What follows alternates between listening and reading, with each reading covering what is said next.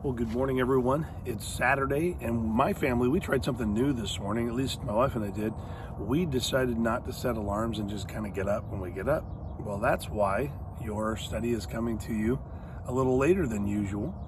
This morning, we're in Hebrews chapter number 13. Hebrews 13. We're just going to read verses 1 through 3. And what I really want you to notice is that we need to be loving people, known to being hospitable, because you can't really express this kind of familial connectedness, which we'll see in verse number 1 is called brotherly love, that connectedness that only can be had with repeated connectedness. You can't have this kind of love by just connecting with somebody outside of a building somewhere or on a telephone. This is something you do over coffee and a dessert. This is something you do over a meal. And it's also a way that we can connect with people in a more meaningful way, where we've had them into a comfortable place where conversation, a little bit more intimate conversation, can take place. Whereas a coffee shop, people are listening all around you, but in your home, opening up your home and allowing people to come in, going beyond the sitting in a service next to each other and knowing each other's names and going that next step. But then it's also a way for us to meet needs of people that seem to be struggling in life. In fact, look what it says here. It says, let brotherly love continue, verse number 1. Be not forgetful to entertain strangers. Now think about that. Now that's the invite to the person you just met to connect with you deeper.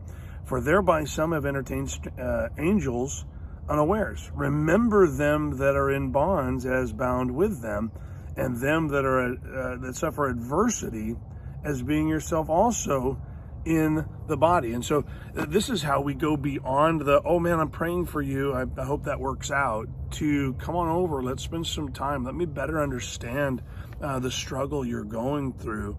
A lot of people suffer adversity alone. A lot of people, some people are just really not interested in people being in their business, but I mean, we can't fix that, because there's a lot of people that are, well, this is my private thing, I don't want anybody to know, I'm embarrassed or whatever.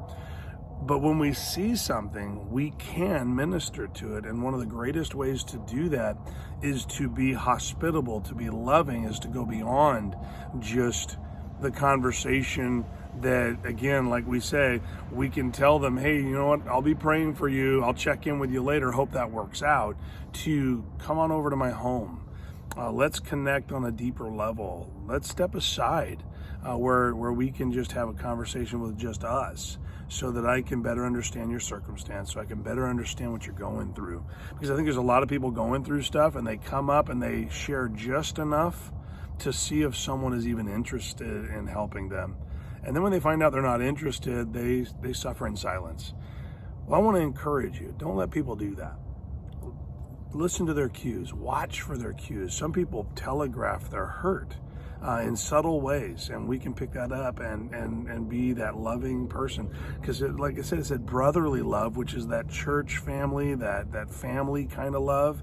And then make sure that you don't keep that to just your family. You allow that to leak out to others that you might come across. And you'd be surprised how rewarding it is to be a person that invites someone over, or has a time set aside for people that has no benefit to yourself. You'd be surprised how rewarding it is to just give out of yourself to others.